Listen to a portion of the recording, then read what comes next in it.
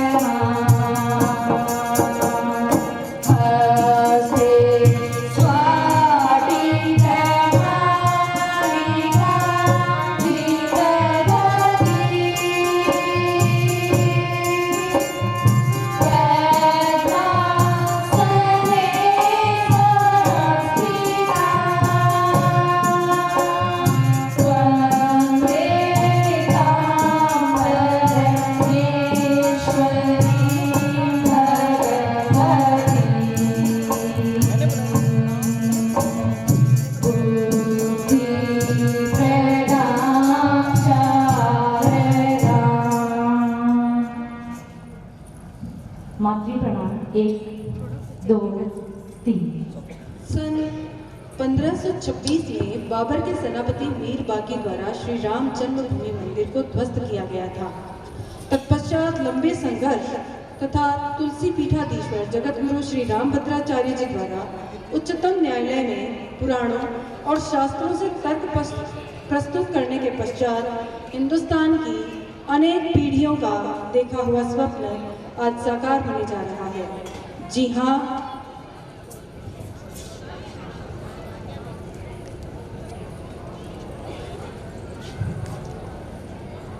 मेरा निवेदन अतिथि परिचय की परंपरा के निर्वाह हेतु श्रीमान जितेंद्र सिंह जी भदौरिया से। सम्मेलन में पधारी हुई सभी मातृशक्ति का हार्दिक अभिनंदन, स्वागत। आज बड़ा हमारा सौभाग्य है कि हमारे बीच विराजमान है महंत श्री निवृत्तिनाथ जी कृष्णा महाराज। इस कार्यक्रम में आपका सानिध्य हमें प्राप्त हो रहा है। आप प्रणवाश्रम कनेडी सीकर में विराजते हैं। महाराज जी से निवेदन किया, महाराज जी अपने व्यस्ततम कार्यक्रम में से तुरंत समय निकालकर यहाँ आए। मैं महाराज जी के स्वागत के लिए हमारे जिले के उपाध्यक्ष श्रीमान हनुमान प्रसाद जी से निवेदन करता हूँ कि महाराज जी का माल्यार्पण कर शॉल उड़ाकर स्वागत करें, अभिनंदन करें।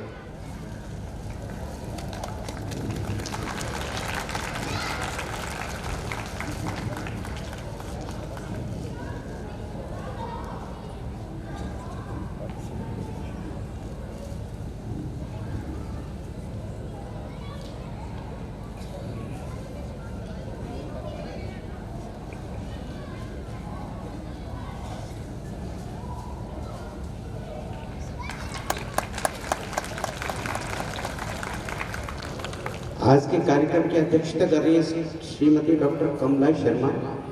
आप राजकीय उच्च माध्यमिक विद्यालय जीरे में प्राचार्य हैं, अपनी लंबे समय तक अभिभावका रही। आपके स्वागत के लिए मैं उच्च माध्यमिक आदर्श विद्या मंदिर की प्रधानाचार्य श्रीमती भगवंती जी पारवानी से निवेदन करता हूँ कि दीदी का शॉल उड़ाकर माल्यार्पण कर स्वागत करें। श्रीमती भगवंती जी पारवानी।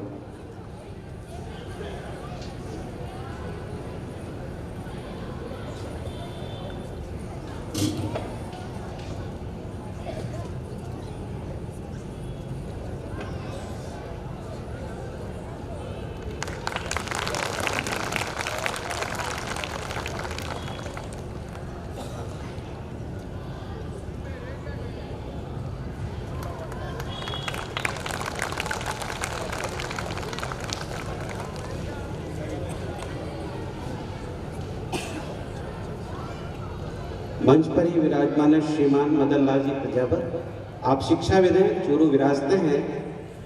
अनेक वर्षों तक संघ के विभिन्न दायित्वों का निर्वहन किया।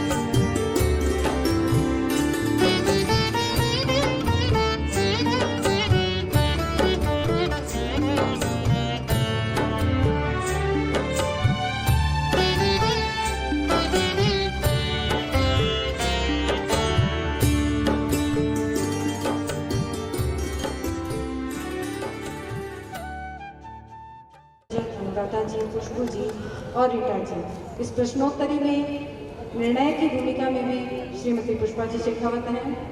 आइए आनंद लेते हैं प्रश्नोत्तरी प्रतियोगिता का। मैं नारी हूँ, मेरी पहचान, मैं सीता की शक्ति, मैं मंदोदरी का धैर्य हूँ, मैं राधा का प्रेम, मैं चंडिका का क्रोध हूँ, मैं गंगा की शीतलता, मैं जयवती, सावित्री, मैं अनुसुईया की आन हूँ, मैं ममता में नारी पर संग में तीक्ष्ण कटार हूँ, मैं रिश्तों में लिपटी जीवन की शुरुआत हूँ। इसी के साथ पधारी गई मातृशक्ति के लिए हमारे यहाँ एक प्रतियोगिता रखी गई है। उस प्रतियोगिता के प्रथम चरण की शुरुआत करने जा रही हूँ। ये प्रतियोगिता प्रश्नोत्तरी प्रतियोगिता है। इस प्रतियोगिता के कुछ नियम हैं।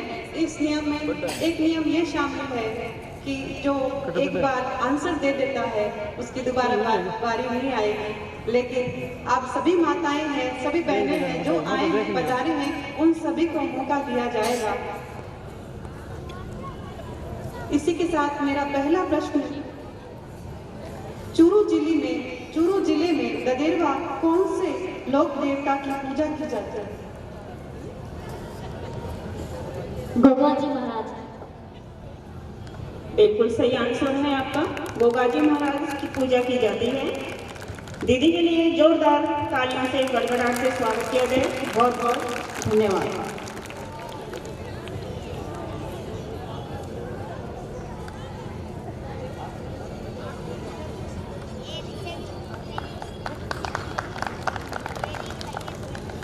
बैठिए आप अपने स्थान पर। दूसरा प्रश्न दीदी के द्वारा। हाथों में मेहंदी रचाकर, पैरों में महावार लगाकर, जोड़े में गजरा सजाकर, नैनों में कजरे की धार, रही चितवन से को निहार। इसी के साथ एक दूसरा प्रश्न महिलाओं के लिए। महिलाओं द्वारा गोपुर कहाँ पहना जाता है? महिलाओं द्वारा गोपुर कहाँ पहना जाता है? महिलाओं के आभूषण में एक गहना है गोपुर। महिलाओं के द्वारा वो कहाँ पर पहना जाता है बताइए। दीदी पहुँचो, फटाफट पहुँची। गोपुर कहाँ पहना? गोपुर कहाँ पहना जाता है? कोई है? जल्दी गए। हाँ जी, पैरों में। पहली पंक्ति में। गलत आंसर।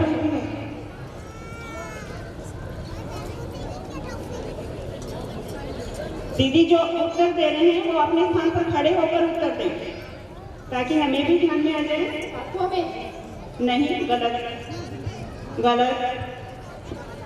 माइक दो क्रॉस पास में बनाना लाइन में चाहिए। हाँ जी, आप माइक पर लाइन में पीछे गलत। कलाई में बिल्कुल सही आंसर। कलाई में किसने बोला है उन्हें सम्मानित कीजिए। बिल्कुल।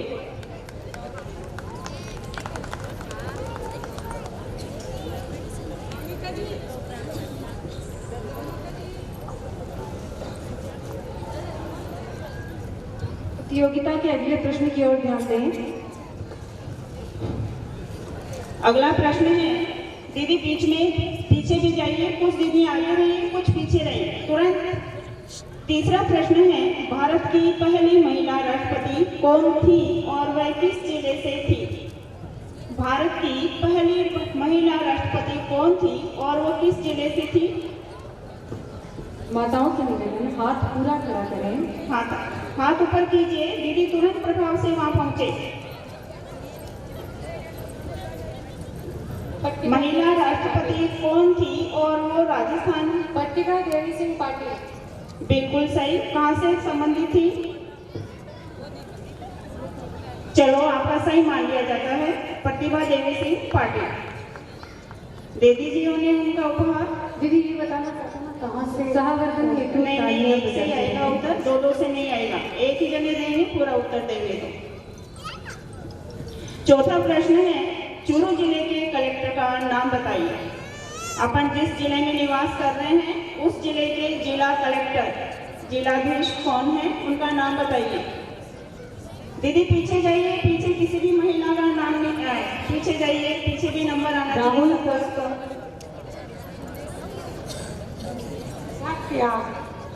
बिल्कुल सही, सिद्धार्थ सिन्हा। सम्मानित जोरदार तालियां। शांत नहीं बैठे, आज आपका ही प्रोग्राम है, तालियों से ही तो आप मनोबल बढ़ेगा। जोरदार तालियों से इनका स्वागत करें। तालियों में मजा पांचवा प्रश्न है, इतनी देर में इतनी धीमी तालियां, थोड़ी जोरदार अभी गूंजा नहीं है हमारा प्रांगण। पहले चरण में 5 प्रश्न हैं और 5वां प्रश्न है, दक्षिण भारत की शैली पर चूरू जिले की किस तहसील में और कौन सा मंदिर बना हुआ है? पूरा उत्तर आएगा तो ही इनाम दिया जाएगा, अन्यथा नहीं। दक्षिण भारत की शैली पर चूरू जिले की कौन सी तहसील में और कौन सा मंदिर? तहसील में वेंकटेश मंदिर। और कौन तहसील बताइए, तहसील कौन सी है? तिरुपति वाला दोनों बोल दी। बिल्कुल सही उत्तर है, बहन जी का सम्मान कीजिए। सुजानगढ़ तहसील में और वेंकटेश्वर मंदिर, तिरुपति बालाजी जिनसे हम पहचानते हैं उनको, सुजानगढ़ में और वेंकटेश्वर मंदिर। धन्यवाद आपका बहुत बहुत। आगे के प्रोग्राम के लिए दीदी से निवेदन। इसी के साथ हमारे प्रश्नोत्तरी कार्यक्रम का पहला चरण समाप्त हुआ। जिनका नंबर नहीं आया है वे हतोत्साहित ना हो, इसके 2 चरण अभी और शेष हैं। अगले क्रम में मेरा निवेदन हमारे बीच उपस्थित श्रीमान मदन जी प्रजापत से कि वे हमें उद्बोधन प्रदान करने पधारें। श्रीमान मदन जी भाई साहब।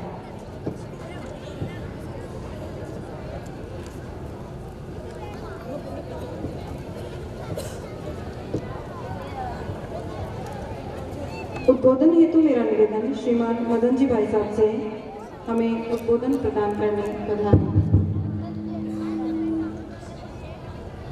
श्रद्धेय निवृत्तिनाथ जी महाराज, कमला बहन जी, हमारे गार्जियन और हम सबको दिशा देने वाले श्याम जी भाई साहब, स्थानीय समिति के समस्त दायित्ववान कार्यकर्ता, सभी आचार्य बंधु भगिनी, मातृशक्ति। मैं तो आपका कार्यक्रम देखने आया था, बाबा जी को सुनने आया था। इच्छा थी कुछ लोगों से मिलने की, इसलिए आ गया। आपका मार्गदर्शन मैं नहीं कर सकता। मंच को जानकारी होनी चाहिए। शैक्षिक जगत में हमारे विद्यालयों में सबसे जो आगे है, जिसका बहुत अच्छा रिकॉर्ड है, वो इसी विद्यालय का है। और इस विद्यालय की आप मातृशक्ति हैं, तो मैं आपको क्या ज्ञान दूं? आप इतनी सजग हैं, आपने इतनी उपलब्धियां हासिल की है कि जो हम आपसे अपेक्षा करते हैं वो तो हमने पूरे क्षेत्र में, पूरे प्रांत में साबित कर दिया।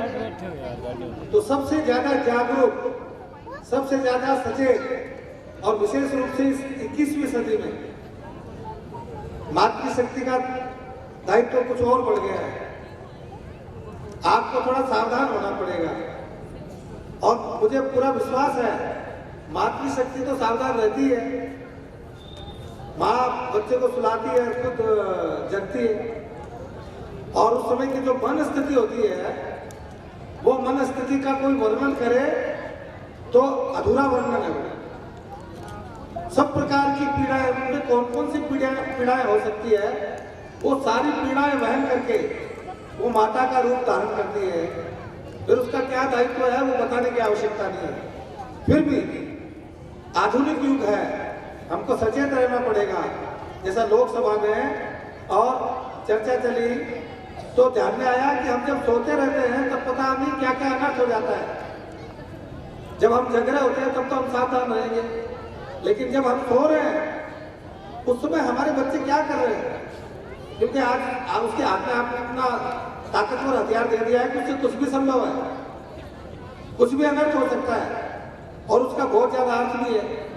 तो आप उससे मना भी नहीं कर सकते, आप उसको खुला भी नहीं छोड़ सकते। तो आपको जागरूक रहना पड़ेगा। मैं आज रास्ते में आ रहा था तो मैंने देखा कि गवर्नमेंट स्कूल में और बड़े बड़े स्कूलों में पेरेंट्स डे होता है, मातृ सम्मेलन नहीं होता है। तो माता की क्या महत्व है, माता का ये विद्या भारती समझ पाई है।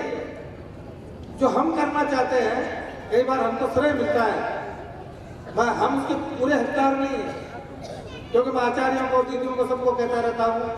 हम घर जाकर के कहते हैं बच्चे का ध्यान रखा करो, बच्चा पढ़ने में थोड़ा कमजोर है, आप उनको बहन जी बिठाया करो, और वो बहन जी मान लेती है। और बहन जी आप लगते हैं, आप इधर विद्यालय में लगते हैं, बहन जी घर पर लगते हैं और बच्चा अद्भुत कारनामा कर दिखाता है। अभी आप कलेक्टर का नाम पूछ रहे थे, तो चूरू में अपने विद्यालय का बच्चा कलेक्टर बना है, एसडी बना दिया, कलेक्टर बना दिया, एसपी बना दिया, तहसीलदार बना दिया, चार्टर्ड अकाउंटेंट बना दिए, डॉक्टर बना दिया, पता नहीं क्या क्या बना दिया आपने। तो मैंने कहा ये जो सिद्धि मिली है हमको, ये जो प्रसिद्धि मिली है हमको, हमारा जो नाम है चूरू जिले में, उसमें केवल हमारा योगदान नहीं है, हम सबका योगदान है। आज का जो कार्यक्रम है केवल ये आपको पुनर्ध्यान दिलाने के लिए है। हम जागते रहे, सचेत रहे। आपने गुरु गोरखनाथ जी की और कहानी सुनी होगी, जाग मचंदा गोरख आया। ये चेतना है, जागती हुई रखनी, हमको जागरूक रहना है अपने परिवार के बारे में, अपने बच्चों के बारे में, अपने राष्ट्र के बारे में। और मैं ये कह सकता हूँ निर्विवाद रूप से मातृशक्ति ने बड़ा चमत्कार किया है और मैं बहुत आशावादी हूँ, बहुत ज्यादा आशावादी हूँ। सुधानगढ़ वालों को कहा था थोड़ा जोर लगाओ, लेकिन जब आप जोर लगाते हैं ना तो चमत्कार होता है। तो 2023 में आप जोर लगाएंगे, बताइए, जोर लगाएंगे, पूरा जोर लगाएंगे? जरा ताली बजाइए, ऐसा नहीं बजती है ताली, और जोर से बजाइए। इतने जोर से चमत्कार नहीं होता है। ये भी आप ध्यान करिएगा, ये ताली मेरे लिए थोड़ी बजा रहे हैं, आप मेरे लिए बजा रहे हैं क्या? नहीं। और आपको गलत में भी अपन देश के लिए बजा रहे हैं। फिर से एक बार बजाइए, जोर से बजाइए। मेरी बात होगी पूरी, ये आपके स्वास्थ्य के लिए अच्छा रहेगा। ताली बजाया करो। जय हिंद, जय भारत। धन्यवाद भाई साहब। मंचस्थ अतिथियों से मेरा निवेदन है कि अगली प्रस्तुति का आनंद लेने हेतु मंच के सामने विराजें। हमारी अगली प्रस्तुति नृत्य प्रस्तुति है, जिसका आनंद लेने हेतु अतिथियों से निवेदन मंच के सामने विराजें। नृत्य वो कला है जो स्वयं आराधना शिव की कहलाता है। नृत्य वो कला है जो स्वयं आराधना शिव की कहलाता है। मुक्त होकर बंधनों से व्यक्ति भाव नृत्य में खो जाता है। ऐसे ही नृत्य में भावपूर्ण प्रस्तुति लेकर आ रही है श्रीमती सूरज कुमारी गाड़ोदिया की बालिकाएं भक्ति नृत्य।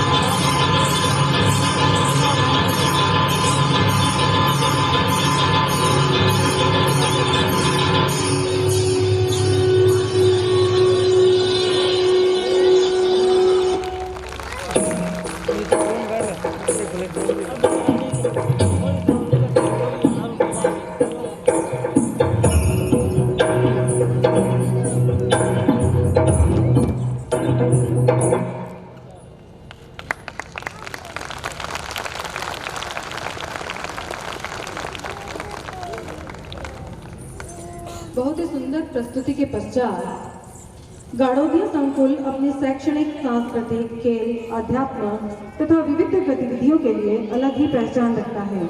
हमारी इन्हीं गतिविधियों को समाज के सामने प्रस्तुत करने हेतु मेरा निवेदन अतिथियों से कि वीडियो विमोचन कर हमें अनुग्रहित करें।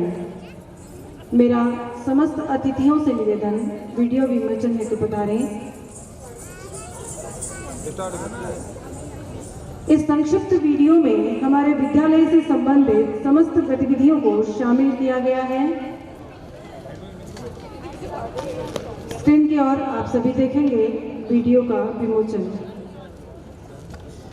सभी माताओं से निवेदन, स्क्रीन की ओर ध्यान दें। हमारी विद्यालय गतिविधियों से संबंधित वीडियो का विमोचन महंत श्री के कर कमलों से होने जा रहा है। आपके हाथ की दाहिनी ओर लगी स्क्रीन पर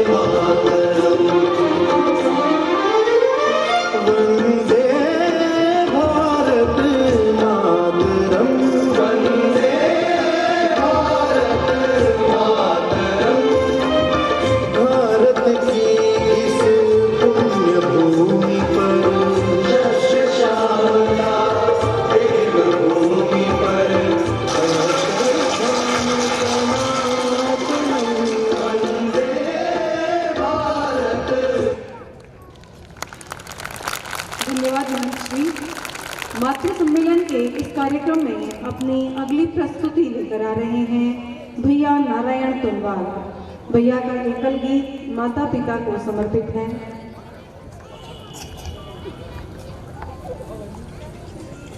अपनी अगली प्रस्तुति हेतु नारायण तुनवाल।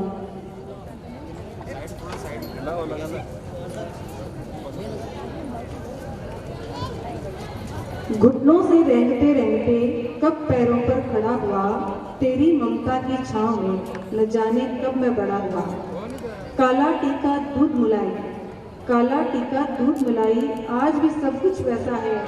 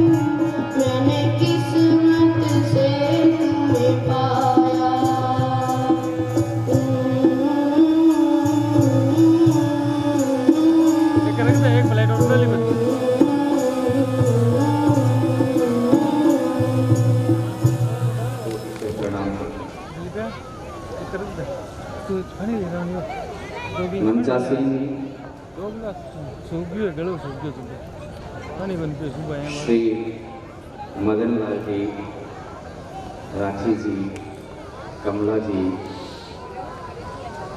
एवं आज के इस मातृशक्ति सम्मेलन में पधारे हुए सुजानगढ़ के गणमान्य जन एवं समुपस्थित माताएं, बहनें, सबका इस विद्यालय परिसर में हार्दिक स्वागत करते हैं, हार्दिक अभिनंदन करते हैं।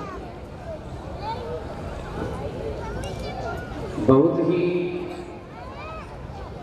सुंदर अवसर आता है जब माँ के बारे में बोलने का अवसर मिलता है। एकमात्र ऐसी शक्ति जिसे सबने नमन किया, जो वो सबके लिए वंदनीय है, पूजनीय है, वो है केवल माँ। हमारी भारतीय संस्कृति में अनेक पूज्य देवी देवता हुए हैं। सनातन संस्कृति में हम उन्हें अपना आराध्य मानते हुए पूजा करते हैं, नमन करते हैं, वंदन करते हैं, अभिनंदन करते हैं।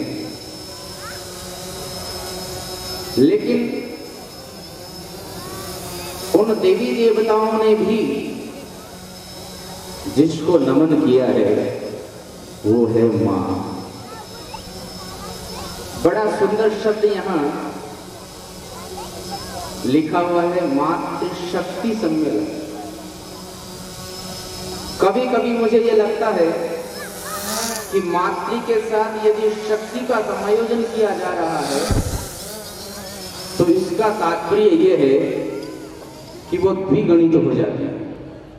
मां शब्द ही अपने आप में एक शक्ति का प्रतीक है, और यदि उसको शक्ति शब्द और जोड़ दिया जाए तो उसको ये कहना चाहिए कि मां स्क्वायर हो गया। आज का ये मातृशक्ति सम्मेलन हमारे लिए बहुत महत्वपूर्ण दिवस होता है, क्योंकि मनुष्य का जीवन एक ऐसा जीवन है जहां जीव को अपनी वास्तविकता का परिचय प्राप्त करने का अवसर मिलता है। आदर्श विद्या मंदिर जैसे शिक्षण संस्थान ही ऐसे स्थल हैं जो इस शक्ति के महत्व को ज्यादा समझते हैं। ज्यादा कुछ बोलूं इससे पूर्व यहां लिखा हुआ है, इस पोस्टर के ऊपर ही ऊपर लिखा हुआ है, सुशिक्षा, सुसंस्कार, सुस्वास्थ्य। ये तीनों ही मां के बिना संभव ही नहीं होगा। एक मां ही ऐसी शक्ति है, क्योंकि हमारे जीवन में गुरु का बड़ा महत्व होता है। हमारे शास्त्र भी कहते हैं कि बिना गुरु के मुक्ति नहीं हुआ करता, बिना गुरु के ज्ञान नहीं मिला करता। गुरु रेव जगत सर्वम ब्रह्मा विष्णु शिवात्मकम गुरु परतरम नास्ति तस्मात् संपूजयेत गुरु। ये हमारी भारतीय संस्कृति कहती है कि गुरु ही इस जगत का सबसे महत्वपूर्ण हमारे जीवन का एक अंग है। लेकिन साथ ही साथ शास्त्र ये भी कहते हैं कि गुरुणाम एव सर्वेषां माता गुरु तरास्मृता। गुरु का महत्व हमारे जीवन में बहुत महत्वपूर्ण है, लेकिन गुरुओं में भी मां सबसे बड़ी गुरु है। क्योंकि प्रथम गुरु यदि कोई है तो वो हमारी मां ही है। हमारे भीतर गुरु भाव जो पैदा करने वाली है वो हमारी मां है, जिसने ऊंचाइयों को छुआ है बुलंदियों को छुआ है, वो तब ही संभव हो पाया है जब मां का सही सही सानिध्य व्यक्ति को मिला है। यहां नाम लिखा है राम गोपाल गाड़वदिया उच्च माध्यमिक विद्यालय, लेकिन मैं ये कहना चाहूंगा कि बिना मां के न राम है न बिना मां के गोपाल है। यदि राम को भी हम पूज रहे हैं तो उसके पीछे भी मां का बड़ा हाथ है। मां राम को हम क्यों पूजते हैं? क्योंकि हम मानते हैं कि राम एक चरित्रवान महापुरुष हुए हैं, राम मर्यादा पुरुषोत्तम हुए हैं। लेकिन ये मर्यादा, ये चरित्र, ये त्याग, ये तपस्या, ऐसे संस्कार किसने दिए? उस राम को भी मां ने ही वो संस्कार दिए थे। यद्यपि हमारी धारणा एक बड़ी विचित्र बनी है कि मां कैकेयी के बारे में हम जानते हैं कि आज भी कैकेयी नाम किसी का नहीं रखा जाता, लेकिन सच्चाई तो इससे बड़ी आगे है। यदि मां कैकेयी नहीं होती तो आज राम भी हमारे लिए पूजनीय नहीं हो पाता। राम भी एक राजा बनकर रह जाता, भगवान नहीं बन पाता। भगवान यदि राम को किसी ने बनाया है तो मां कैकेयी ने बनाया है। आप जानते हैं जब राम को वनवास हुआ और भगवान राम जब मां कौशल्या के गृह में गए, उस समय मां कौशल्या ने बड़ा सुंदर प्रश्न किया कि राम, तुम्हारा तो राज्याभिषेक की बात चल रही थी, युवराज घोषित करने वाले थे, और आपके पिता दशरथ ने ये क्या किया? एक कुंठा थी कौशल्या मां के भीतर कि मेरे राम को जहां युवराज बनाया जाना चाहिए था, वहां उसको तपस्या के लिए वन में भेजा जा रहा है। लेकिन राम का जो उत्तर है वो इस बात का संकेत करता है कि मां की शिक्षा उनको मिलेगी।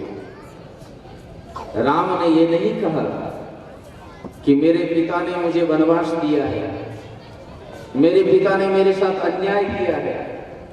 राम ने क्या कहा? पिता दीन मोहे कानन राजा, मुझे वनवास नहीं दिया, मुझे तो वन का राजा बनाया है।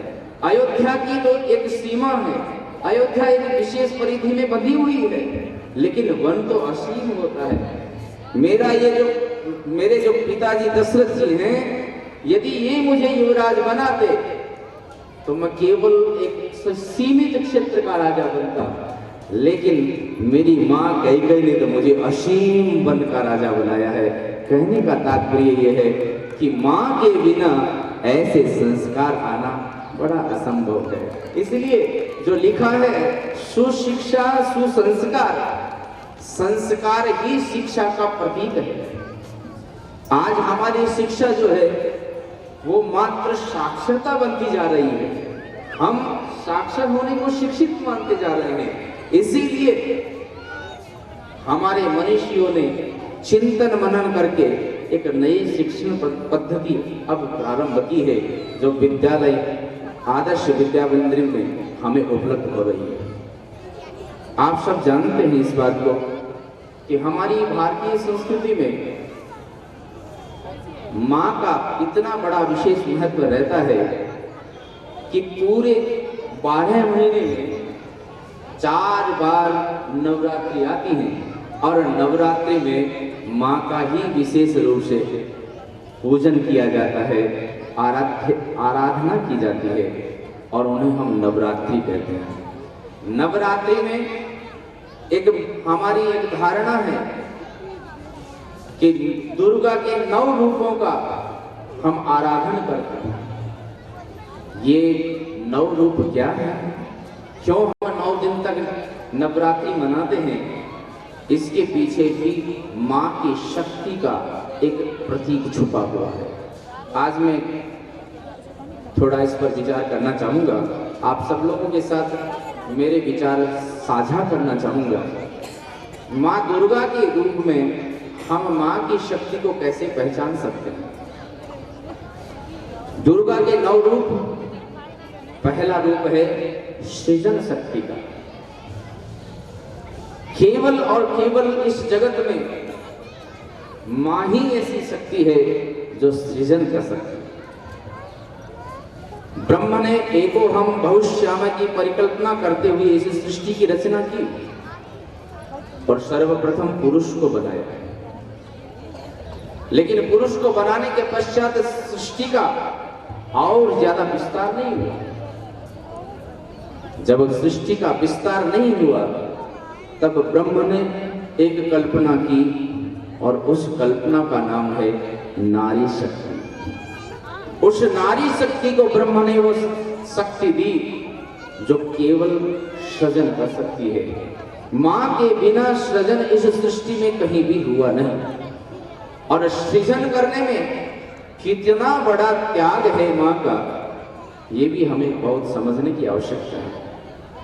दूसरी रूप है मां का श्रम का। एक मां ही हमें वो शिक्षा देती है, अपने संतान में वो शिक्षा पैदा करती है कि जिसके माध्यम से हम श्रमवान बनते हैं। व्यक्ति यदि श्रम न करे तो वो कहीं भी पहुंच नहीं सकता, कुछ भी प्राप्त कर नहीं सकता। एक मां ही है जो सुबह उठती है जब कोई नहीं उठता, और जब सब सो जाते हैं उसके पश्चात सारा काम पूरा फिनिश करके अंत में शयन करती है। उठती सबसे पहले है, सोती सबसे बाद में है। किस लिए? अपने संतान को ये शिक्षा देने के लिए कि यदि श्रम करोगे उद्यमेन हि सिद्ध्यन्ति कार्याणि। उद्यम करने की जो शिक्षा देती है वो केवल मां ही है। मां एक ऐसा तत्व है जो कहती नहीं, स्वयं करती है और करने के पश्चात अपने संतान में शिक्षा प्रदान करती है। क्योंकि एक नियम है इस सृष्टि का, कुछ भी सीखना होता है तो कहने से नहीं सीखा जाता। बच्चे की एक बड़ी विशेषता होती है, बच्चा वो नहीं करता जिसे जो हम कहते हैं, बच्चा वो करता है जो हम करते हैं, उसको देखता है तब बच्चा कुछ करना प्रारंभ करता है। और माँ इस बात को जानती है कि मेरा बच्चा कहने से नहीं बनेगा, कहने से नहीं सुधरेगा। माँ कुछ करके दिखाती है और उसी के तदनुसार ही बच्चा उसकी शिक्षा को ग्रहण करता है। तीसरी शक्ति के रूप में दुर्गा का तीसरा रूप है सहन शक्ति।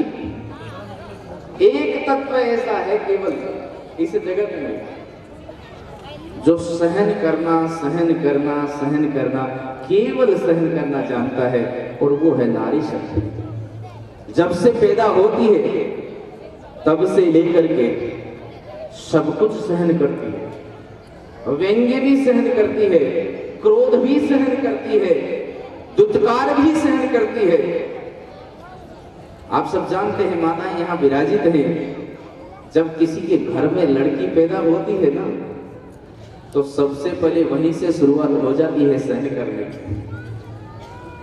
लड़का पैदा होता है तो न जाने कितने उत्सव मनाए जाते हैं।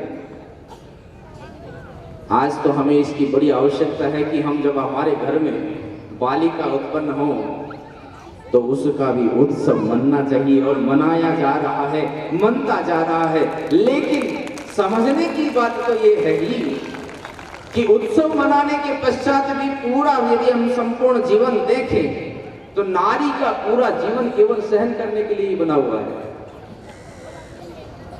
हमारा वैदिक काल जब था उसमें नारी को पुरुष के बराबर सम्मान मिलता है। मध्य युग जब आया, विदेशी आक्रांताएं आए, तब धीरे धीरे धीरे धीरे नारी का सम्मान कम होता गया। और वर्तमान समय आते आते तो हमारे कवियों को कहना पड़ गया कि अबला जीवन हाय तुम्हारी यही कहानी, आंचल में है दूध और आंखों में पानी। ऐसा क्यों हुआ? क्योंकि हमने अपनी नारी शक्ति को समझना बंद किया। इनकी इन सहन शक्ति को हमने कमजोरी माना। यथार्थता इस बात की है कि यदि नारी सहन करना बंद कर दे तो सृष्टि का सृजन ही बंद हो जाए। और यही तो हुआ था। आप लोग भागवत जब श्रवण करते हैं तो महात्म्य में ही ऐसा आता है कि वो धुंधली नाम की एक नारी थी, आत्मदेव की पत्नी, और उसको इस बात का डर था कि यदि मैंने संतान पैदा की तो बड़ा पीड़ा, और उसने उस पीड़ा से डर करके संतान पैदा करना ही सही नहीं समझा। और उसका परिणाम क्या हुआ? उसका परिणाम ये हुआ कि धुंधुकारी जैसा राक्षस इस जगत में आया। नारी ने जब जब सहन करना बंद किया तब तब इस जगत में विकृतियां पैदा हुई। इसलिए नारी शक्ति की एक बड़ी विशेषता है कि वो सहन करती है तो सहन करवाना भी जानती है। कैसे व्यक्ति आगे बढ़े, क्योंकि आगे बढ़ने के लिए एक ये प्रकृति का नियम है कि यदि कुछ भी हासिल करना होता है, प्राप्त करना होता है तो सहन करना ही पड़ता है। और वो शिक्षा यदि बालक में, बालिका में कोई शक्ति देती है तो वो है हमारी माँ, ये नारी शक्ति। चौथा स्वरूप है दुर्गा का धैर्य, पैसेंस। क्योंकि हमारे शास्त्र ये भी कहते हैं कि कुछ भी प्राप्त करना हो, ऊंचाइयों को छूना हो, कुछ बुलंदियों को छूना हो तो व्यक्ति को पैसेंस के साथ कर्म करना चाहिए। धैर्य के साथ यदि हम कर्म नहीं करेंगे तो हम कुछ भी प्राप्त कर नहीं पाएंगे। योग का एक सूत्र है, दीर्घकाल नैर्यंतर्ये सत्कारः सेविता। कुछ भी कार्य को कहीं भी कुछ जाने के लिए, कुछ प्राप्त करने के लिए, कुछ दिखाने के लिए यदि हमें जिस शक्ति का उपयोग करना होता है वो शक्ति होती है धैर्य। और ये धैर्य की शक्ति कौन देता है? केवल और केवल माँ, नारी शक्ति। बहुत सी बार आज भी इस समाज में देखने को मिलता है कि दहेज के कारण हमारी बालिकाओं को आज भी उत्पीड़न मिलता है। लेकिन उस उत्पीड़न में भी जब कोई बालिका अपनी माँ से कहती है कि ससुराल में मुझे बड़ी तकलीफ मिल रही है, इतना सुनने के पश्चात भी इतनी द्रवित होने वाली माँ, अपने कोमल हृदय को रखने वाली माँ भी अपनी पुत्री को यही शिक्षा देती है कि बेटा कुछ सहन करना सीख, धैर्य रख, धीरे धीरे तुम्हारा सारा काम ठीक हो जाएगा। ऐसा ही तो होता है। ये शिक्षा कौन देता है? ये शिक्षा हमारी नारी शक्ति, हमारी माँ देती है। पांचवा दुर्गा का स्वरूप है विश्वास का स्वरूप, समर्पण की शक्ति, विश्वास की शक्ति। माँ इतना विश्वास करती है अपने संतान पर। अभी जैसे मदन लाल जी बता रहे थे कि हमने अपने संतान को एक ऐसी शक्ति दे दी है, हाथ में एक ऐसा इंस्ट्रूमेंट पकड़ा दिया है कि जिसके माध्यम से हम कहीं जज भी नहीं कर पाते कि हमारी संतान क्या कर रही है। लेकिन माँ को फिर भी विश्वास है कि मेरा पुत्र अथवा मेरी पुत्री सही राह पर चल रही है। पिता विश्वास नहीं करता, पिता को पीड़ा होती है। लेकिन जब पिता कोई बात अपने संतान के लिए कहता है, पिता यदि संतान को डांटता है, तब भी वो माँ जो बड़ी अंदर से सशंकित है, अंदर से डरी हुई है, लेकिन बाहर से अपने संतान को कभी पिता के सामने डांटने नहीं देती, फिर भी विश्वास दिलाती है कि नहीं अभी मेरा बच्चा छोटा है, जब बड़ा होगा तो अपने आप सुधर जाएगा। ये विश्वास ही तो उस माँ की शक्ति को और आगे बढ़ाता है और उसकी विश्वास के आधार पर ये संतान फिर आगे बढ़ती है। छठा शक्ति है त्याग की शक्ति। मुझे कभी कभी जब रामचरितमानस का अध्ययन करते हैं तब भगवान श्री राम का जब जीवन चरित्र सामने आता है, एक इतना बड़ा त्याग भगवान श्री राम के जीवन में दिखाई देता है। संत लोग कहते हैं कि जब भगवान श्री राम अपने भाइयों के साथ क्रीड़ा किया करते थे तो उस समय भगवान श्री राम अपने छोटे भाइयों को जिताया करते थे। और ये छोटे भाइयों को जीता करके जब अपनी माँ के पास जाते तब माँ पूछती थी कि आज आपके खेल में कौन जीता। तो भगवान श्री राम अपने छोटे भाइयों का नाम लेते कि भरत जी आज जीते, आज शत्रुघ्न जी जीते, आज लक्ष्मण जी जीते। तो माँ पूछती भगवान श्री राम से कि राम, तुम्हारे तीनों छोटे भाई जो हैं वो हमेशा जीत कर आते हैं, तू कभी नहीं जीतता।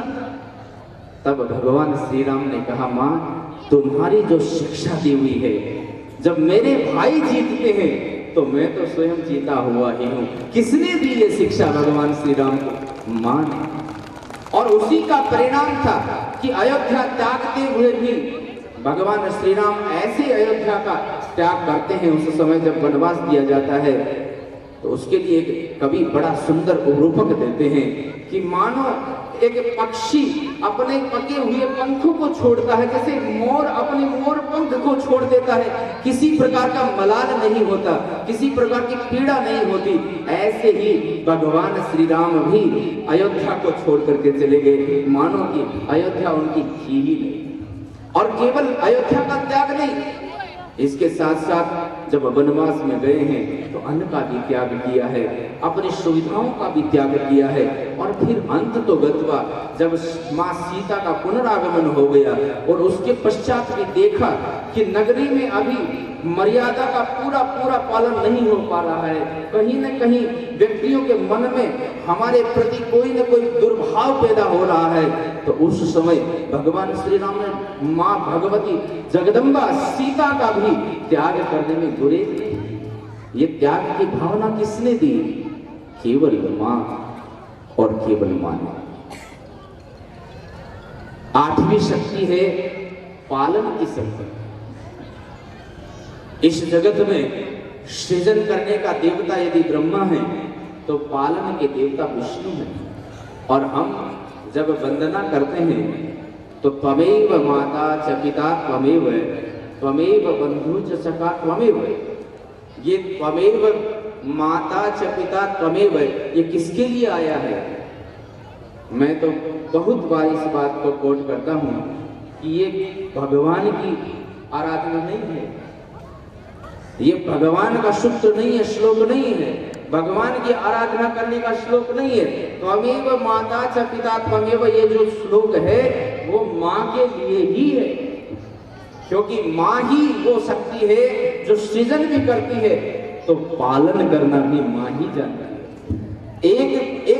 एक छोटे शिशु को 5 मिनट भी पुरुष अपने गोद में ज्यादा रख नहीं सकता, लेकिन माँ वो है जो अपने साथ सारी रात्रि स्वयं गिले में सोती है और शिशु को सूखे में सुलाती है और ध्यान भी रखती है। और यदि एक क्षण के लिए पुरुष को कह दिया जाए कि आज केवल इस शिशु को आप अपने साथ सुला लीजिए, तो क्या मास्टर जी संभव है? नहीं कर पाएगा पुरुष, क्योंकि वो रात्रि जाग नहीं सकता, वो रात में उस शिशु का ख्याल रख नहीं सकता। केवल माँ ही वो शक्ति है जिसमें पालन की शक्ति है, क्योंकि पाल वही सकता है जो स्वयं त्याग कर सकता है, पाल वही सकता है जो दूसरों को ध्यान में रखता है, स्वयं का कम ध्यान रखता है, दूसरों का ज्यादा ध्यान रखता है। पालन तो वही तो कर सकता है। इसी तरह 9वीं शक्ति है, दुर्गा का 9वां रूप है साहस।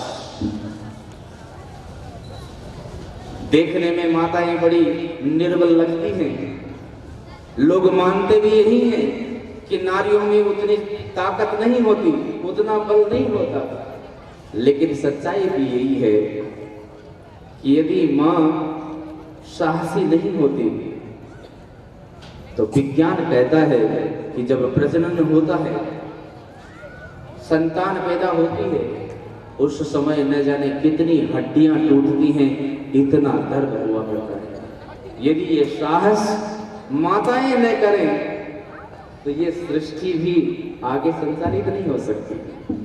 साहस की बात करें तो शिवाजी को साहस देने वाली उनकी मां जीजाबाई थी। साहस की बात यदि करें तो भगत सिंह की मां, लोगों ने पूछा भगत सिंह की मां को कि आपका ये पुत्र अब बहुत जल्दी ही फांसी पर चढ़ने वाला है, आपको क्या लगता है? जैसे आजकल ये पत्रकार लोग जो हैं वो पहुंच जाते हैं, चाहे दुख का अवसर हो चाहे सुख का अवसर हो, लेकिन अपना लेकर के माइक पहुंच जाते हैं और पूछना शुरू कर देते हैं। ऐसे भगत सिंह की मां को भी पूछा गया कि आपके लाडले को तो फांसी होने वाली है, आपको कैसा लग रहा है? धन्य है वो मां, उन्होंने कहा कि मुझे ये लग रहा है कि यदि एक दो संतान और होती तो मुझे भगत सिंह के अलावा और भी इस देश की सेवा करने का अवसर मिलता है। ये केवल और केवल साहस की बात यदि आई है तो कहां से आई? मां से ही आती है। इसलिए ये 9 रूप जो है दुर्गा के, वो ही संतान में सुशिक्षा पैदा कर सकते हैं, सुसंस्कार पैदा कर सकते हैं। संस्कार की जब बात आती है तो एक दृष्टांत मुझे याद आता है। एक व्यक्ति बहुत बड़ा दुर्दांत डाकू बन गया और पकड़ा गया, जेल हुई और न्यायालय में केस चला और उसके पश्चात दंडित किया गया कि इसको भी अब फांसी दे देनी चाहिए, क्योंकि ये अनेक प्रकार के दुष्कर्म करता हुआ यहां तक पहुंचा है। ऐसे व्यक्ति का समाज में रहना ठीक नहीं, तो इसको फांसी दे दी जानी चाहिए। मृत्युदंड घोषित हो गया। ऐसा कहा जाता है कि जब किसी को मृत्युदंड दिया जाता है तो उससे पूर्व उसकी अंतिम इच्छा पूछी जाती है। ऐसे ही उस जेलर ने उस व्यक्ति से अंतिम इच्छा पूछी कि अब तुम्हारी मृत्यु तो निकट है, अब तुम्हारी अंतिम इच्छा क्या है? उसने कहा मुझे मेरे मां के दर्शन करना है। जेलर बड़ा प्रभावित हुआ। अरे, जिसको मृत्युदंड दिया गया है वो व्यक्ति मां का इतना बड़ा भक्त है। बड़ा द्रवित हुआ जेलर, मां को बुलाया गया और मां जैसे ही सन्निकट आई तो उस व्यक्ति ने एक खींच करके मां के गाल पर तमाचा जड़ दिया। जेलर फिर भौचक्का हो गया। अरे यार, भी दर्शन करने के लिए कह रहा था और अब इसने मां के साथ मारपीट की। जेलर ने कहा भाई तेरी बात समझ में नहीं आई है, तू तो मां के दर्शन के लिए उतावला हो रहा था और मां के आते ही तुमने ये क्या व्यवहार किया? उस व्यक्ति ने कहा कि मुझे तकलीफ है इस बात की कि ये जो मृत्युदंड आज मुझे मिल रहा है उसमें मेरी इस मां का हाथ है। कैसे? बोले इस तरह से है कि जब मैं बालक था उस समय एक कथा सुनने के लिए गया था मंदिर में, और वहां से जब बाहर निकला तो एक सुंदर सी चप्पल मुझे दिखाई दी। मैं वो चप्पल लेकर घर चला आया और मेरी माँ को जब पता लगा कि ये चप्पल तो मैं चोरी करके लाया हूँ तो माँ ने मुझे कहा कि इस चप्पल को अभी नहीं पहनना, 3-4 दिन तक छुपा कर रखो, बात ठंडी पड़ जाए तब बाहर पहन करके निकलना। और ऐसे यदि उस समय मेरी माँ, उस समय ये थप्पड़ जो मैंने आज मेरी माँ को लगाया है वो थप्पड़ यदि मुझे ही मेरी माँ लगा देती तो मुझे मृत्युदंड नहीं होता। कहने का तात्पर्य सुसंस्कार और यदि कुसंस्कार दोनों ही जहां से निश्चित होते हैं वो है केवल और केवल माँ। यदि हमने अपने संतान को संस्कार अच्छे दिए, अभी जैसे बता रहे थे मदन लाल जी की इस आदर्श विद्या मंदिर ने अनेक कलेक्टर दिए हैं, एसपी दिए हैं, न जाने कौन कौन सी पोस्ट पर पहुंचे हैं। लेकिन मैं ये कहना चाहूंगा कि विद्या अपने आप में एक माँ है और यदि कोई व्यक्ति कलेक्टर बनता है, कोई व्यक्ति एसपी बनता है, कोई व्यक्ति महात्मा बनता है, कोई व्यक्ति कथावाचक बनता है, कोई व्यक्ति किसी भी अच्छी पोस्ट पर जाता है तो मेरी दृष्टि में वो केवल और केवल माँ की शक्ति से जाता है, माँ के संस्कार से जाता है। माँ के संस्कार के बिना ये कभी संभव नहीं हो सकता, क्योंकि भूमि गली ऐसी माता। हमारे इस भारतीय संस्कृति में ऐसा माना जाता है कि सबसे भार की जो वस्तु है वो भूमि है, लेकिन भूमि से भी बढ़कर जो है वो है माँ। नास्ति मात्र क्षमा गति। जीव की अंतिम जो गति है वो केवल और केवल माँ है। इसलिए मैं आप सभी से ये निवेदन करना चाहूँगा कि अपनी संतान में सुसंस्कार पैदा करें और उसके लिए माताओं को आगे आना बहुत जरूरी है। हम चाहते हैं कि हमारी संतान उच्च पद पर जाए, लेकिन यदि हम ये चाहना ज्यादा शुरू कर दें कि हमारी संतान में उच्च संस्कार हो, हमारी संतान में सुंदर संस्कार हो, तो उच्च पद से भी ज्यादा महत्वपूर्ण वो संस्कार हो जाता है। और यदि ये बात हमने ध्यान रखी तो निश्चित रूप से भारतीय संस्कृति के उस मातृशक्ति का अभिनंदन और ज्यादा वंदनीय हो जाएगा और ज्यादा पूजनीय हो जाएगा।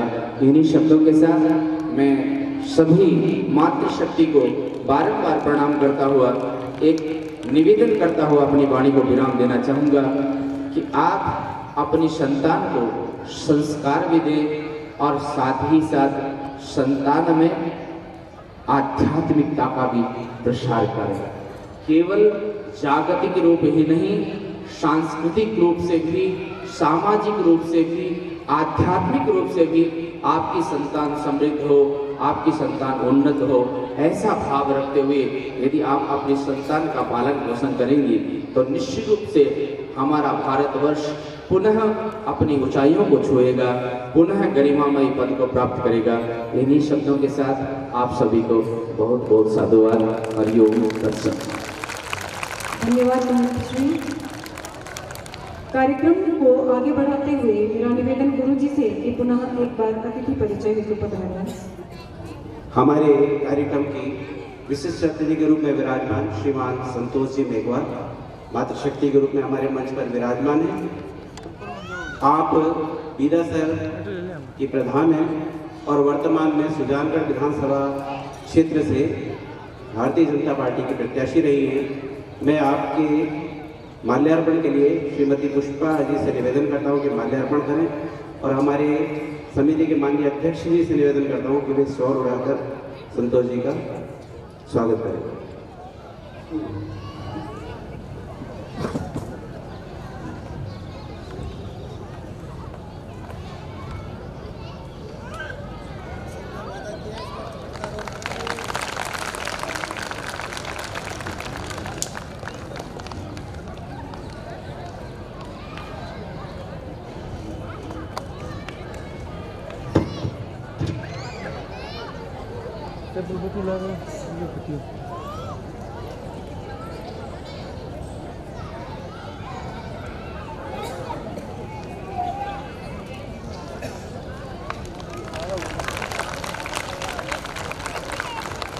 धन्यवाद।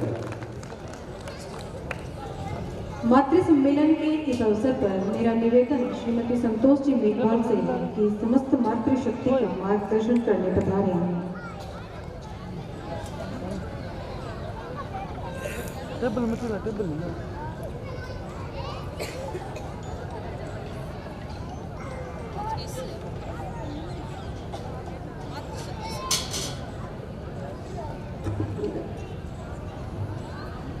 सम्मानित मंच, गुरुदेव को चरणों में प्रणाम, समस्त मातृशक्ति को प्रणाम करती हूँ, गुरुजनों को प्रणाम करती हूँ। और आज इस मातृशक्ति सम्मेलन के भव्य आयोजन का जिन्होंने आयोजन किया सभी गुरुजनों का और आदर्श विद्या मंदिर के सभी स्टाफ को मैं धन्यवाद देती हूँ कि मुझे भी इतने शानदार भव्य कार्यक्रम में उपस्थित होने का मौका दिया। अभी गुरुजी ने जो बातें बताई वो जीवन की यथार्थ बातें हैं, सत्य बातें हैं और इन बातों को अपने जीवन में निश्चित तौर से हम सबको उतारने की जरूरत है। माँ की जब बात आती है तो मुंह भर जाता है। माँ शब्द ही ऐसा है, माँ से ही सब शुरू होता है और माँ पे ही सब खत्म होता है।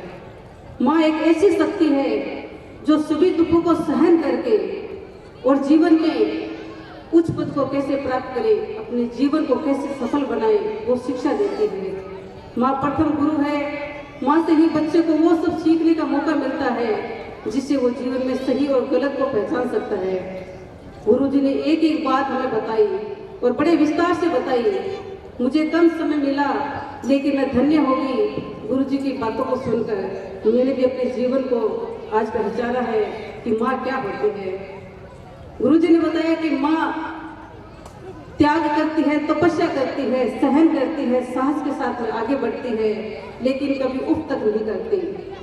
निश्चित तौर से हमारे भारतवर्ष में जो संस्कृति है, जो समानता है, उसमें माँ को जो दर्जा दिया गया है, निश्चित तौर से हमारा भारत तभी विश्व गुरु बना है। यहाँ पे माँ की जितनी इज्जत और सम्मान यहाँ पे भारत में किया जाता है, शायद ही किसी देश में किया जाता है। माँ सबसे बड़ी है, माँ सबसे हमेशा बड़ी रहेगी। मैं तो इतना ही कहना चाहती हूँ, माँ पे व्याख्यान करना ही कम होगा, क्योंकि माँ की कोई व्याख्या नहीं है। माँ हर दर्द को सहन करती है लेकिन चुप रहती है और निश्चित तौर से अपनी बेटी को वही शिक्षा देती है कि अपने जीवन में तपस्या करना, संघर्ष करना, त्याग करना, लेकिन लगातार चलते रहना, क्योंकि जो लगातार चलता है वो जीवन में हर सफलता को प्राप्त करता है और अपनी मंजिल तक पहुँचता है। मैं धन्य मानती हूँ खुद को कि आज आप सबके सामने खड़ी हूँ। आप सबका स्नेह मुझे मिला और इतना स्नेह मिला कि मैं इसकी व्याख्या नहीं कर सकती। आपने भरपूर मुझे स्नेह दिया और इतना दिया कि एक इतिहास बन गया कि महिलाएं सबसे बढ़कर पहली बार आगे आई है। तो सबसे पहले तो मैं आप सबको धन्यवाद देती हूँ, आपको आभार व्यक्त करती हूँ। हार जीत कोई मायने नहीं रखती, लेकिन लगातार जिस तरह से हमें आगे बढ़ना है वो एक सीख आपने जरूर दी है। कहीं कोई कमी रही है, उस कमी को हम पूरा करेंगे, सब मिलके पूरा करेंगे और अपनी बेटियों को अच्छे संस्कार दे, अपने बेटियों को आगे बढ़ने के लिए हम उन्हें वो बातें सिखाए जिससे वो ठोकर खा के भी आगे बढ़ते रहे, रुके नहीं। क्योंकि जो रुक जाता है वो काम का नहीं, जो रुका हुआ पानी भी उसमें बदबू आने लगती है। तो जो लगातार चलता है, जो नदी की तरह बहता है, वो निश्चित तौर से आगे बढ़ता जाएगा, उसको मंजिल मिलेगी। तो मैं तो इतना ही कहना चाहती हूँ, क्योंकि पूरी बातें तो गुरुजी ने और सम्मानित मंच ने कही। मेरा तो एक ही उद्देश्य है कि हमें अपने बच्चों को वो संस्कार देना चाहिए जिससे वो जीवन में किसी प्रकार की तकलीफ ना प्राप्त करे और कहीं कोई गलत ना करे। क्योंकि आज की युवा पीढ़ी जिस प्रकार से गलत रास्तों की ओर जा रही है, तो चाहे बेटा हो या बेटी हो, उन्हें अच्छे संस्कार देने की बहुत जरूरत है। बेटा बेटी समान है, लेकिन हमें समानता के साथ में उन्हें आगे बढ़ाना है, उन्हें अच्छे संस्कार मिले, अच्छी शिक्षा मिले और धर्म के साथ में आगे बढ़ते जाना है। क्योंकि धर्म अगर हमने उसको पीछे छोड़ दिया, धार्मिक भावना अगर अंदर नहीं है, तो निश्चित रूप से अवगुण आएंगे और अवगुण को दूर करने के लिए हमें अच्छे संस्कार, धर्म की शिक्षा देनी चाहिए। तो मैं तो आप सभी को धन्यवाद देती हूँ। निरंतर आगे बढ़ते रहे, अच्छी शिक्षा प्राप्त करें और उच्च पद को प्राप्त करें, अपने माता पिता गुरुजनों का, अपने देश का नाम रोशन करें। इन्हीं शब्दों के साथ में आप सभी का हृदय से आभार व्यक्त करती हूँ और धन्यवाद देती हूँ सभी माताओं का, सभी बच्चों का, जिनका स्नेह और आशीर्वाद मुझे मिला है। जय हिंद, जय भारत। धन्यवाद श्रीमती संतोष जी। कार्यक्रम के अगले चरण में मेरा निवेदन महंत जी से कि श्री राम जन्मभूमि मंदिर के अक्षत पूजन हेतु पधारे। महंत जी से मेरा निवेदन कि अक्षत पूजन हेतु पधारे। समस्त मंच आपसे निवेदन, अक्षत पूजन श्री राम जन्मभूमि हेतु पधारे। राम मंदिर अयोध्या में राम जन्मभूमि के स्थान पर बनाया जा रहा है। मंदिर निर्माण का पर्यवेक्षण श्री राम जन्मभूमि तीर्थ क्षेत्र कर रहा है। आप सभी को विदित होगा कि 5 अगस्त 2020 को भूमि पूजन अनुष्ठान भारत के प्रधानमंत्री श्री माननीय नरेंद्र मोदी जी द्वारा किया गया और मंदिर का निर्माण कार्य प्रारंभ हुआ। इसके वास्तुकार सोमपुरा परिवार हैं, जिनमें क्रमशः चंद्रकांत सोमपुरा, निखिल सोमपुरा और आशीष सोमपुरा जी शामिल हैं। मंदिर का निर्माण कार्य पूर्ण होने में 3 वर्ष 7 माह 4 सप्ताह और 2 दिन लगने की संभावनाएं बताई जा रही है।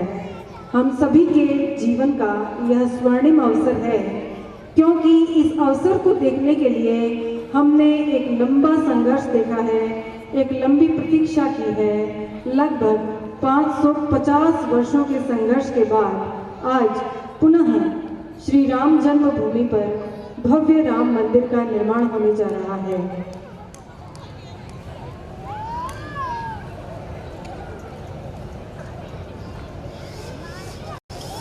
संघर्ष के क्रम में हमारे चिर परिचित तुलसी पीठाधीश्वर जगत गुरु श्री रामभद्राचार्य जी का योगदान अविस्मरणीय रहेगा। आप सभी को विदित होगा, उच्चतम न्यायालय के कुछ जजेस ने यह तर्क दिया कि आप प्रमाणित करके बताएं कि राम मंदिर इस स्थान पर पहले था। तो रामभद्राचार्य जी ने हमारे शास्त्रों से, पुराणों से अनगिनत ऐसे तथ्य निकालकर सामने रखे जिन्होंने यह साबित कर दिया कि राम आज के नहीं आदिकाल के हैं। हमारे पूजनीय राम का मंदिर इसी स्थान पर था और उसके बाद ही उच्चतम न्यायालय ने इस मंदिर के निर्माण को स्वीकृति प्रदान की।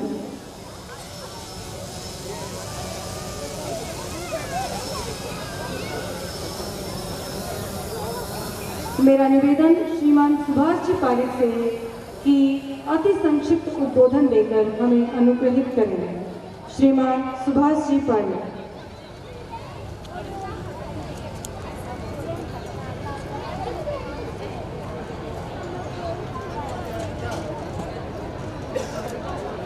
राम राष्ट्र की संस्कृति है, राम राष्ट्र का प्राण है। राम के मंदिर का मतलब भारत का नवनिर्माण है। मंच पर विराजमान पूज्य संत निवृत्त जी महाराज के चरणों में सादर वंदन। सम्मानित मंच, उपस्थित मातृशक्ति, विद्यालय परिवार, आगंतुक महानुभाव, जैसा अभी महाराज श्री के द्वारा जो अयोध्या से अक्षत पात्र आया है, इसका आप सब लोगों के समक्ष यहाँ पूजन हुआ है। इस पूजन से इसमें जो अक्षत है वो प्रत्येक हिंदू परिवार के घर में दिए जाएंगे और 22 तारीख को जो आने वाली 22 जनवरी है, उस दिन भगवान श्री राम के मंदिर का भव्य मूर्ति स्थापना दिवस है। तो 22 जनवरी के दिन हम सभी अपने मोहल्ले के परिवार आसपास के किसी मंदिर में इस भव्य आयोजन को लाइव प्रसारण के द्वारा हम सभी देख पाएंगे और हम सबको देखना भी चाहिए। अभी आपको यहाँ से जब आप लोग जाएंगे तो ये अक्षत और भगवान श्री राम का जो भव्य मंदिर बन रहा है उसका एक चित्र यहाँ मिलेगा। उसे आप अपने ले जाके अपने घर के मंदिर में रखें और 22 तारीख के दिन जो हमारा कार्यक्रम वहाँ अयोध्या में होने वाला है उसका लाइव प्रसारण आसपास के मंदिर में जो व्यवस्था आपके मोहल्ले के लोग करेंगे उसमें देखें और अपने घर पे उस दिन रंगोली बनाएं और दीपावली मनाएं। क्योंकि भगवान श्री राम जब रावण पे विजय प्राप्त करके अयोध्या आए थे उस दिन दिवाली मनाई गई थी और लगभग 550 सालों के संघर्ष के पश्चात भगवान श्री राम का जन्म स्थान हिंदू समाज को मिला है और 22 तारीख को रामलला वहाँ विराजमान होंगे अपने जन्म स्थान पे, तो वो दिन भी हमारे लिए दिवाली से कम नहीं है। तो सभी मातृशक्ति से मेरा निवेदन है कि आने वाली 22 जनवरी को हम सभी अपने अपने घरों पे दीपावली मनाएं, रंगोली सजाएं, घर की सजावट करें, सायंकाल दीपक अपने घर के ऊपर जितने अपन दीपक सजा के रख सकते हैं रखें। आप सभी को बहुत बहुत धन्यवाद। हाँ, आपको ये जो इसमें चावल है वो पीले चावल है। आपको ये निमंत्रण दिया जा रहा है कि आप अयोध्या रामलला के दर्शन के लिए आए। ये अयोध्या से आए हैं तो हम सबको जब भी समय मिले हम निश्चित रूप से वहाँ मंदिर में जाएंगे और रामलला के दर्शन करेंगे। आप सभी को बहुत बहुत धन्यवाद। धन्यवाद भाई साहब। शिक्षा करेगी नवयुग का निर्माण, आने वाला समय देगा इसका प्रमाण। इसी के साथ हम अपने प्रश्नोत्तरी के अगले क्रम की ओर बढ़ते हैं, किंतु समय की गरिमा को ध्यान में रखते हुए शीघ्र जवाब दें और संक्षेप में कार्यक्रम को संपादित करें।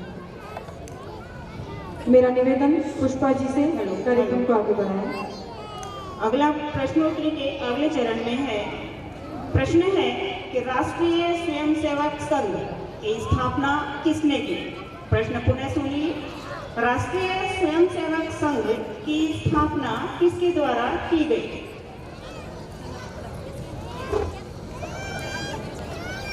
कोई भी माता बहन? हाँ जी दीदी खड़े होकर बताएं। बिल्कुल सही है। पूरा उत्तर बोल सकेंगे? चलो सही है आपका उत्तर एकदम। केशवराव बलिराम हेडगेवार जी।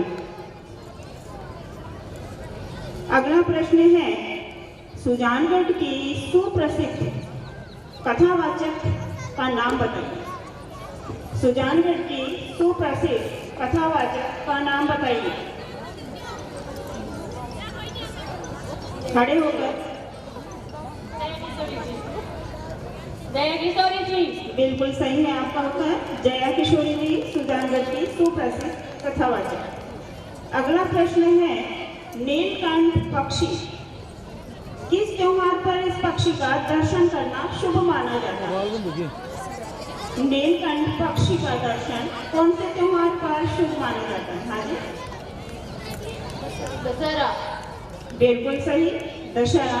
जिसने भी उत्तर दिया है उनको सम्मानित करें। धन्यवाद। बैठिए। इसी के साथ मेरा निवेदन हमारे मध्य उपस्थित शिक्षाविद श्रीमती कमला जी शर्मा से कि आशीर्वचन प्रदान कर अनुग्रहित करें। श्रीमती कमला जी शर्मा। माँ सरस्वती को मेरा वंदन। मंचस्थ उपस्थित महंत कृष्ण कुमार जी, मदन लाल जी खिलाफत, श्याम नारायण जी राठी, परम आदरणीय श्रीमती संतोष जी और इस संकुल के संकुल प्रभारी श्रीमान जितेंद्र जी भदौरिया, समस्त आचार्यगण, आचार्य और मेरे सामने विराजमान इस पूरे ब्रह्मांड की व्यवस्था को देखने वाली मातृशक्ति को मेरा वंदन और उनके साथ बैठे हुए मेरे छोटे छोटे इस देश का नौनिहाल भविष्य जो आपके पास पल रहा है, उन सभी को मेरा स्नेह भरा आशीर्वचन। सबसे पहले मैं आभार व्यक्त करना चाहूंगी कि मेरे कल्पना से परे ये कार्यक्रम इतना सुंदर रहा। राम जन्मभूमि की अक्षय पूजा, महंत श्री का आशीर्वचन, इतना सुंदर वर्णन माता के बारे में, संतोष जी का सानिध्य, श्याम नारायण जी भाई साहब का सानिध्य और समस्त इतनी बड़ी माता शक्ति को देखने का, उनका वंदन करने का ये जो सुअवसर मुझे प्राप्त हुआ है, इसके लिए मैं सबसे पहले अपने आप को सौभाग्यशाली मानती हूँ और एक जोरदार ताली मातृशक्ति अपने आप के लिए बजाए, क्योंकि आपके पास जो आपका नन्हा बालक या बालिका पल रही है और इन विद्यालयों और विश्वविद्यालयों में पढ़ रहे हैं, वो सिर्फ केवल और केवल आपका बालक नहीं है, वो इस विश्व की धरोहर है। आपका प्रश्न हो सकता है कि मेरा एक छोटा सा बालक है, वो वैश्विक धरोहर कैसे बनेगा? तो मैं आपको बताऊं कि आप इस भारत भूमि को बार बार वंदन करें, बार बार नमन करें, जो कि भारत विश्व गुरु था और विश्व गुरु होगा और विश्व गुरु रहेगा। अब आप प्रश्न पूछेंगे कि पूरा विश्व है, वहाँ 7 अरब के लगभग जनसंख्या है, भारत ही ऐसा क्यों? क्योंकि केवल और केवल युवा की जो जनसंख्या है वो हमारे पास, इस देश के पास 35% है पूरे विश्व की। जापान वृद्ध हो चुका है, चीन वृद्ध हो चुका है, उनके पास उनकी विरासत संभालने के लिए आप जैसी शायद मातृशक्ति नहीं थी। जैसा महंत श्री ने कहा था कि उन्होंने संतान उत्पन्न करना ही बंद कर दिया था या की तो संख्या में कम की थी, तो उनकी विरासत कौन संभाले? बहुत सारे जापान के अच्छे अच्छे व्यवसायी हैं, वो रोज इसी चिंतन में रहते हैं कि मैंने इतना बड़ा व्यवसाय खड़ा किया था, इतनी बड़ी मेरी फैक्ट्री है, लेकिन उसे संभालने वाला कोई जिम्मेदार हाथ मेरे पास नहीं है, वो जिम्मेदार कंधा मेरे पास नहीं है। लेकिन हम सर्वाधिक भाग्यशाली हैं क्योंकि हमारी मातृशक्ति ने सब कुछ सहन करके इस पूरे विश्व को 35% युवा है वो दे रखा है। और आने वाले भविष्य में भी ये हमारे जो इन विद्यालयों में जो बच्चे पढ़ रहे हैं, जो 24 घंटे आपके पास रह रहे हैं, उन बच्चों के द्वारा इस पूरे विश्व की धरोहर है वो संभाली जाएगी। लेकिन जितना बड़ा हमें सानिध्य मिला है, जितना बड़ा हमें उपहार मिला है इस वैश्विक धरती के द्वारा, उतनी ही बड़ी हमें चुनौती भी मिली है। अब तक हमारा बालक है केवल हमारे परिवार की देखभाल करता, इतनी ही उम्मीद की जाती थी कि जब मैं बूढ़ा हो जाऊं, जब मैं बूढ़ी हो जाऊं तो मेरा बालक मेरा भरण पोषण कर दे, मुझे मेरी सेवा कर दे। लेकिन अब आपको उसी बालक को उतना तैयार करना है कि वो पूरे विश्व की सेवा कर दे, क्योंकि चाहे हमारे हाथ में तकनीकी कितनी ही आ जाए, चाहे हम रोबोट बना ले, लेकिन तकनीक के पास संवेदनाएं नहीं है, उनके पास भावनाएं नहीं है। वो इंसान की जो भावनाएं होती है, जिन भावनाओं के सहारे वो 100 से 110 वर्ष जी लेता है, वो भावनाएं केवल और केवल मनुष्य में पाई जाती है। मुस्कुराने की क्षमता है वो केवल और केवल मानव में पाई जाती है। बौद्धिक क्षमता है वो मानव में पाई जाती है। कितनी भी बड़ी मशीन हो, लेकिन उस मशीन को बनाने वाला और चलाने वाला हमेशा एक मानव का हाथ होता है। तो आप उन मानव को गढ़ रहे हो जो इस विश्व की धरोहर संभालने के लिए उतावले होंगे, उसके लिए वो जिम्मेदार होंगे। तो और हमारी चुनौती, जैसा महाराज जी ने कहा था, एक हाथ में मशीन है, वो मशीन नहीं है। वो अगर आप पूरा ध्यान रखें, क्योंकि मेरे सामने मैंने देखा कि लगभग 90% माताएं शिक्षित है, और मैं कहूँगी पूर्ण शिक्षित है। हमारी जो अक्षर ज्ञान से रहित माताएं थी वो भी पूर्ण संस्कारी थी, पूर्ण शिक्षित थी। तो हमारे सामने आज बालिक बालिकाएं नहीं है, क्योंकि कल ही अर्धवार्षिक परीक्षाएं हैं, शायद इसके कारण वो तैयारी में व्यस्त है। और मुझे बहुत अच्छा लगता है उनको संबोधन देना। उन्हें बालक बालिकाओं को आपको इस तकनीकी के साथ अध्यात्म, विज्ञान, संस्कार, हमारे धर्म ग्रंथ सब कुछ आपको सिखाना है। और आपका घर है वो एक विश्वविद्यालय है। जब आप ठीक ढंग से खाना बनाती है, सारे पोषक तत्व उनमें डालती है, तो आप गृह विज्ञान अपने बच्चों को सिखाती है। जब बहुत सारी माताएं 5,000 से लेकर 50,000 तक कितने भी रुपए में अपना घर सुव्यवस्थित चलाती है, अपने बच्चों का शानदार भरण पोषण करती है, तब आप अपने बच्चों को अर्थशास्त्र सिखा रहे होते हो। जब आप उनके लिए उनके कपड़े का चुनाव करती है, तब आप उनको जो टेक्सटाइल है उसकी शिक्षा दे रहे होते हो। जब आप मशीनों का रखरखाव सिखा रहे होते हो, कर रहे होते हो, तब आप बहुत बड़े इंजीनियर हो। ऐसी मातृशक्ति को जो पूरे घर को एक विश्वविद्यालय बनाए रखती है, उसको मैं नमन करती हूँ। अब आपको सबसे ज्यादा जिस बात पर ध्यान देना है, हमारे बालक और बालिकाओं के पास ज्ञान है, क्योंकि जो कुछ उसे चाहिए वो गूगल देवता से पूछ लेते हैं कि गूगल इस बात का क्या अर्थ होगा। उस ज्ञान को हमारे संस्कारों के साथ सामंजस्य कैसे स्थापित करें, ये सीखना हमें जरूरी है। आपका बच्चा क्या कर रहा है, क्या देख रहा है, तकनीकी से हमें उन्हें मित्रता करने से रोकना नहीं है। रोकना इसलिए नहीं है क्योंकि मुझे आज भी याद है, मैंने 2002 या 2003 में एक विज्ञापन देखा था जिसमें धीरूभाई अंबानी सर का एक विज्ञापन था, और वो ये कहते थे कर लो दुनिया मुट्ठी में। तो मन में प्रश्न आता था कि ये दुनिया मुट्ठी में कैसे होगी, दुनिया तो इतनी बड़ी है, वो दुनिया मुट्ठी में कैसे आएगी। लेकिन आज है वो दुनिया आपकी मुट्ठी में है, सब कुछ आप उससे सिखा सकते हैं। तो इंटरनेट को, यूट्यूब को अपने बच्चे का मित्र बनाना है। केवल और केवल इतना ध्यान रखना है कि वो क्या देख रहा है, क्या नहीं देख रहा है। आप घर बैठे पूरे अमेरिका की लाइब्रेरी में कौन सी पुस्तकें वो पढ़ सकते हो, ब्रिटेन में क्या चल रहा है वो देख सकते हो, सब कुछ आपके हाथ में है। तो उस तकनीकी को अध्यात्म के साथ जोड़ते हुए, और ऐसे विद्यालय में जैसा हमने वीडियो देखा था, सुबह से लेकर शाम तक, यानी अध्यात्म विज्ञान भी आपको सिखाना है, संगीत भी आपको सिखाना है, नृत्य भी आपके बालक को आपको सिखाना है। संगीत और नृत्य एक थेरेपी की तरह काम करते हैं। और आज जो ये शब्द सुनाई दे रहा है ना, टेंशन और डिप्रेशन, हालांकि ये हमारे संस्कार और संस्कृति में शुद्ध बिल्कुल नहीं है, क्योंकि हमारे यहाँ तो सबसे पहले हमारी माताएं हैं वो तुलसी के पौधे का वंदन करते हुए, भगवान का वंदन करते हुए, कृष्ण और रहीम का वंदन करते हुए अपनी दिनचर्या की शुरुआत करती है। तो जहाँ पे इस तरह से इस दिनचर्या की शुरुआत होती है, फिर जैसे ही बालक विद्यालय में आता है वंदना के साथ वो अपनी शिक्षा की शुरुआत करता है। जब वो शाम को घर जाता है तो फिर वो संध्या वंदन के साथ अपने बड़े बुजुर्गों के साथ बैठकर अपनी धार्मिक चर्चा या अपने विद्यालय में जितना दिन भर की उसकी दिनचर्या है वो सब कह देता है। तो किसी भी तरह का डिप्रेशन और तनाव उनके साथ नहीं रहता है। ऐसे घरों में, ऐसे भारत देश में जब हम पढ़ रहे हैं तो किसी भी चिंता की बात नहीं है। मैं बार बार ये कहती हूँ, सर्वाधिक भाग्यशाली आप हो कि आपने इस धरा पे जन्म लिया है। और हमारे यहाँ आपने देखा होगा कि विदेशों में मात्र 14 वर्ष की आयु में ही बच्चे को कह दिया जाता है तू जाने तेरा काम जाने।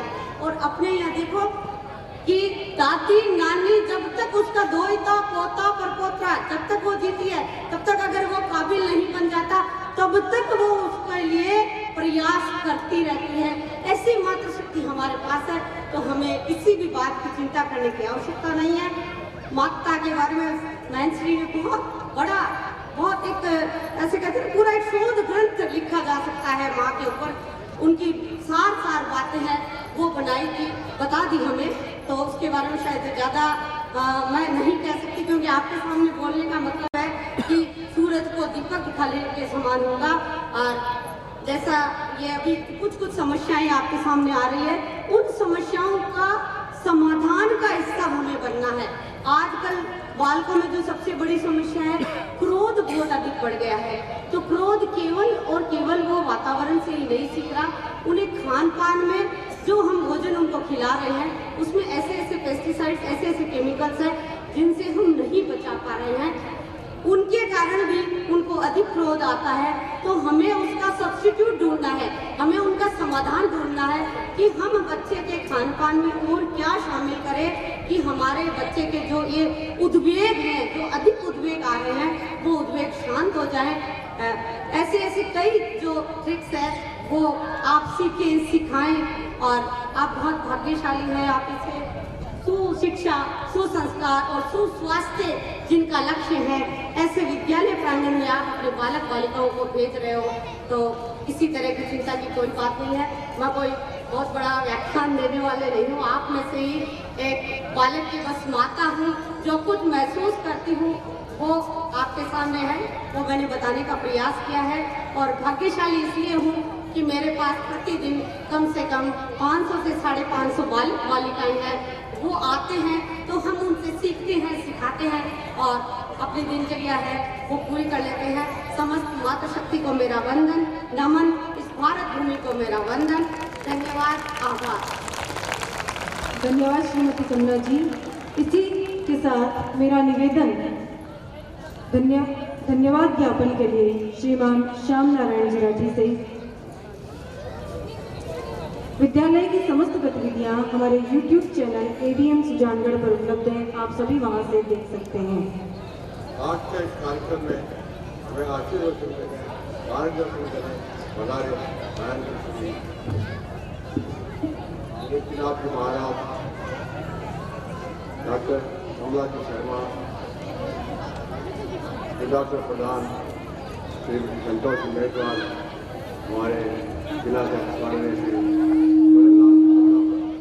आप सब महानुभाव हमारे छोटे से लेवल पर यहाँ आए पधारे हैं, इसके लिए मैं आपका बहुत भारी आभारी हूँ।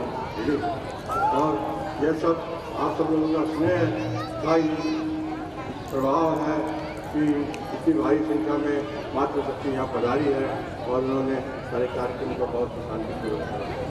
आप सब लोगों ने जो महत्वपूर्ण की समय दिया, इसके लिए मैं आपका बहुत बहुत आभारी हूँ।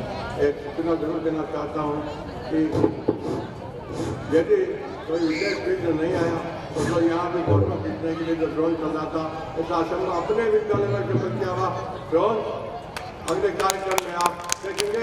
विद्या मंदिर में तैयार वाले ड्रोन हम सब लोगों की फोटो खींचा।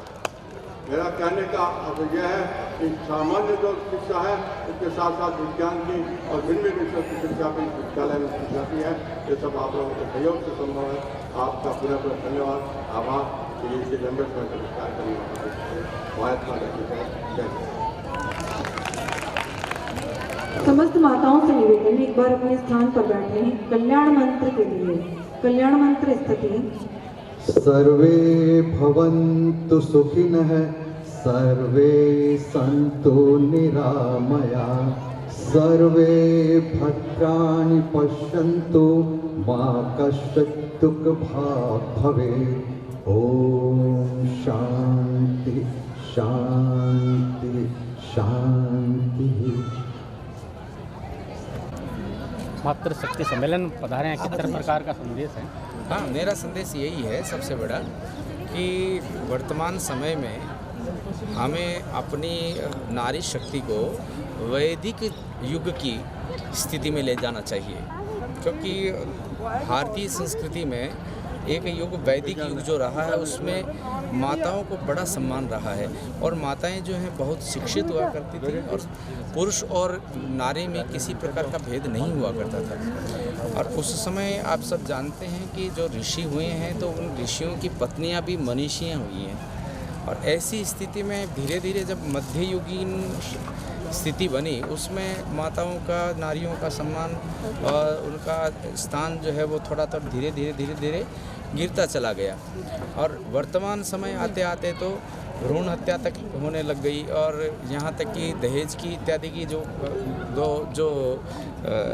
दुष्परंपराएं हैं, जो कुरीतियाँ हैं, वो भी हमारे समाज में बहुत ज़्यादा व्याप्त हो गई। तो इस युग में जब जहाँ हम वैज्ञानिक युग में जा रहे हैं, अपने आप को विज्ञान युग का मानते हैं और उस स्थिति में हमें पुनः सोचने के लिए की बहुत आवश्यकता है कि हम अपने भारतीय संस्कृति को पुनः समझते हुए माताओं को, नारियों को उस स्थान पर ले जाएं जहाँ हमारे वेद ले जा कर के ठहराते हैं, जहाँ हमारे ऋषि लोग उनकी जो सम्मान किया करते हैं।